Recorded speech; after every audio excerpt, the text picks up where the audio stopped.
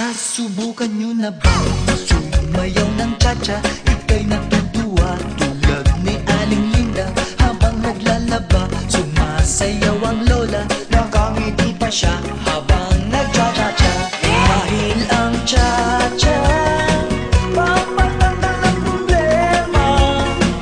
Lagi ka pang nakatawa habang nagcha-cha-cha.